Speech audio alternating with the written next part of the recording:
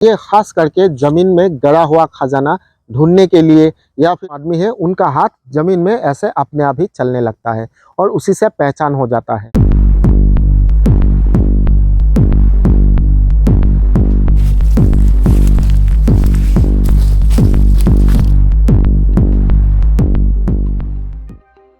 नमस्कार, मैं मानस स्वागत करता हूं आप सभी को हमारे YouTube चैनल पे।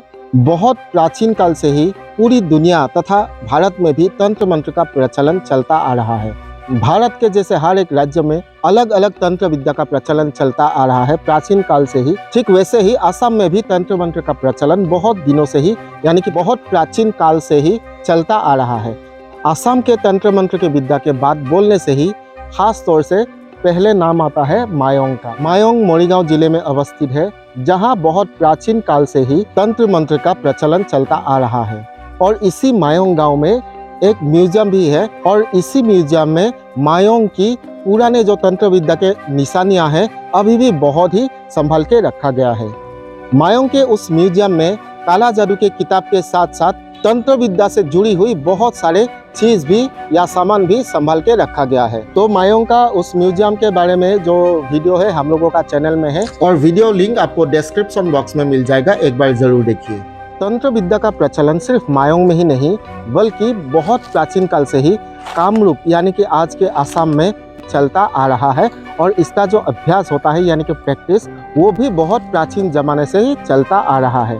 तो जैसे कि हम लोगों का वीडियो में आप लोगों ने देखा ही है कि तंत्र विद्या कैसे किया जाता है और किस किस प्रकार का होता है।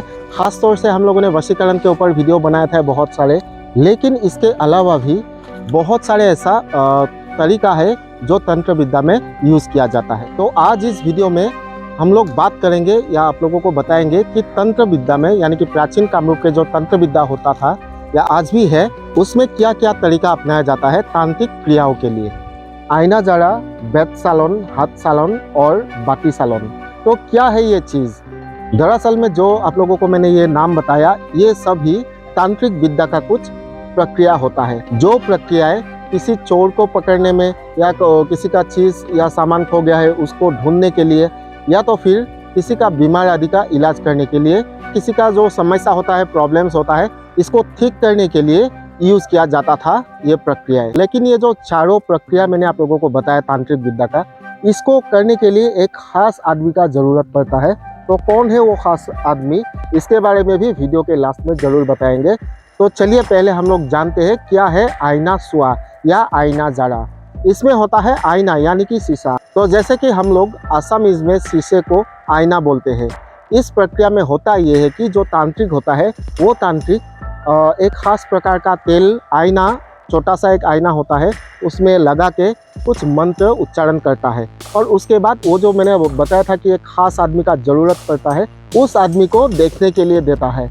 तो वो खास आदमी उस आईने में देख के बता सकता है कि किसका क्या प्रॉब्लम है और किसके लिए प्रॉब्लम का यानी कि जो समस्या है उसका शुरुआत हुआ है।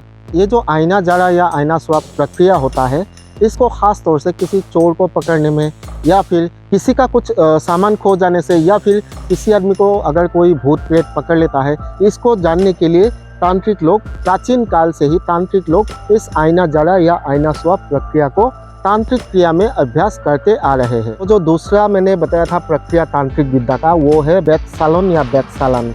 ये बहुत ही खतरनाक प्रक्रिया होता है तांत्रिक विद्या में। बेत सालन या बेत सालन, ये तांत्रिक प्रक्रिया इतना खतरनाक होता है कि तांत्रिक लोग छोटा मोटा समस्या के हल के लिए इसका उपयोग नहीं करता है, लेकिन अगर कोई बड़ा समस्या होता है तभी ये बेत सालन या बेत सालन को यूज़ किया जाता है। तो क्या है ये बेत सालन या बेत सालन?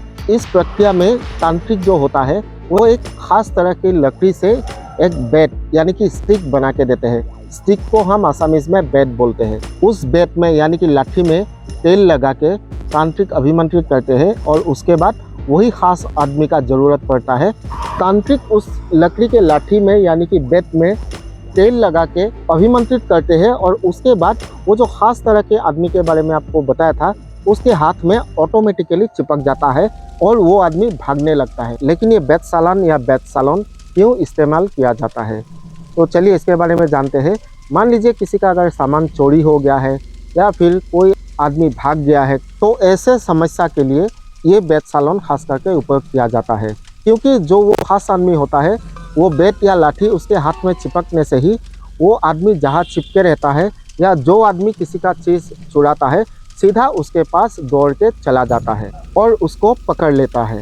मैंने किसी बुजुर्गों से ये भी सुना है कि जब पहले ज़माने में बेत सालन किया जाता था तो जिसके हाथ में वो बेत यानी कि लाठी रहता था वो आदमी कैसे वो चोरी किया या फिर कैसे भाग गया, वो सारी बात बेत यानी कि उस लाठी से इशारों से ही पूरी बात बता देता था। तो चलिए अभी जानते हैं क्या है हाथ सालन या हाथ सालोना। ये हाथ सालोना या फिर हाथ सालन एक ही चीज़ है, खाली इसमें जो बेत या लाठी होता है वो नहीं होता है, वो भी ख़ास आदमी के द्वारा किया जाता है। तो ये जो ख़ास आदमी बोल रहा हूँ मैं, वो कौन है ख़ास आदमी और क्यों ख़ास है, ये सभी कुछ मैं बताने वाला हूँ। तो वीडियो को स्किप मत कीजिए बिल्कुल भी। तो चलिए अभी जानते हैं हाथ सालोना के बारे में। हाथ सालन या हाथ सालोना में भी तांत्रिक लोग क्या करते हैं, उस आदमी के ऊपर जिसका हाथ से किसी चीज़ को ढूंढना है या फिर किसी मान लीजिए किसी के कंपाउंड में कुछ बुरी चीज़ डाल के रखा है, उसको निकालने के लिए ये हाथ सालोना किया जाता है। तो जिसके द्वारा हाथ सालोना या हाथ सालन होता है, तांत्रिक उस आदमी के हाथ में तेल का जारा लगाता है, कुछ फूल देता है जो खास फूल होता है, और उसके बाद तांत्रिक उस आदमी के हाथ को अभिमंत्रित करके देते हैं। और इसके बाद क्या होता है, जो वो खास आदमी है उसका जो हाथ होता है वो अपने आप से ही ज़मीन में चलने लगता है, और जहाँ कुछ बुरी चीज़ छुपाया गया है तो उस चीज़ के ऊपर जाके उसका हाथ रुक जाता है। प्राचीन तंत्र विद्या के अनुसार ऐसा भी एक प्रक्रिया है जिसमें मान लीजिए किसी के घर में चोरी हो गया, लेकिन किसने चोरी किया वो कुछ भी प्रूफ नहीं है, लेकिन डाउट है। तो इसमें क्या किया जाता है, किसी का नाम कागज़ में लिख के, मान लीजिए 7 आदमी का जिसके ऊपर डाउट है, तो वो आदमी का नाम कागज़ में अलग अलग करके लिख के उसको मरोड़ के अगर तांत्रिक के सामने उसको रख दिया जाता है, तो तांत्रिक जिस आदमी के द्वारा हाथ सालोना या हाथ सालन करते हैं तो उस आदमी का हाथ उसी कागज़ पे आके रुक जाता है जहाँ पे असली चोर का नाम लिखा होता है। और मान्यता अनुसार ये जो प्रक्रिया है इसको 3 बार किया जाता है। अगर एक ही नाम पे आके वो हाथ रुक जाता है तो माना जाता था कि वही चोर है। तो चलिए अभी सबसे आखिर का जो प्रक्रिया है तांत्रिक विद्या में उसके बारे में हम लोग जानते हैं, और वो है बाती सालन। बाती यानी कि कटोरा, जो हम लोग आसामीज में बाती बोलते हैं। तो इस प्रक्रिया में क्या होता है, तांत्रिक जो है एक बाती के ऊपर यानी कि कटोरा के ऊपर तेल लगा के देता है, और उसी खास लेकिन आदमी का ज़रूरत पड़ता है इसको चलाने के लिए या सालन करने के लिए।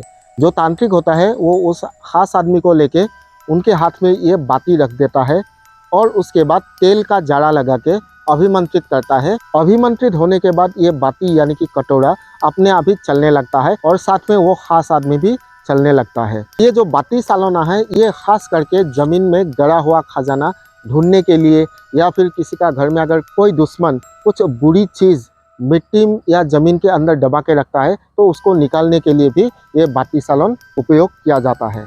तो ये जो कामरूप के तंत्र विद्या के जो मैंने प्रक्रिया कुछ बताया, यानी कि 4 प्रक्रिया बताए, इनमें से आईना जाड़ा या आईना सुआ को छोड़ के बाकी जो है हाथ सालन, बेत सालन या बाती सालन, इन तीनों को खास करके एक ही तरह के काम के लिए इस्तेमाल किया जाता है।